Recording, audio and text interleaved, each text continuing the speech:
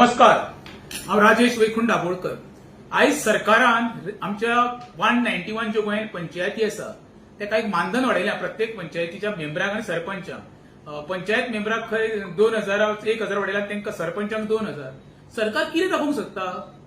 आयज सर्वसामान्य middle class लोक आपल्या भुरग्याची फी म्हूण, घरांत कशें सामान हाडटलो म्हूण, पेट्रोल म्हूण, गाडयेचो हप्तो म्हूण, भुरग्याची फी म्हूण हाल काडीत आसा मरे।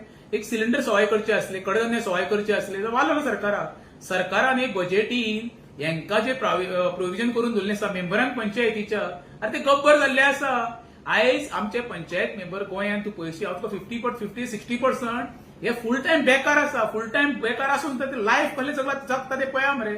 आमच्या रेज मगुचे पंचायती उदाहरण तुम्ही घेयशी न्हू, दाखोवचो सोर्स ऑफ इन्कम कितें तो ते भोंवता कशें ते पळया मरे। थोडे तरी टायमचे घरा बसले आसा आनी तेंच्यांनी आपली हें करून दवरले आसा। आयज हांव, फाल्यां म्हाजी बायल, नाल्यार म्हाजी आवय, नाल्यार म्हाजी सासूमाय, नाल्यार भावाचे भुरगे हेंच चल्लेले आसा।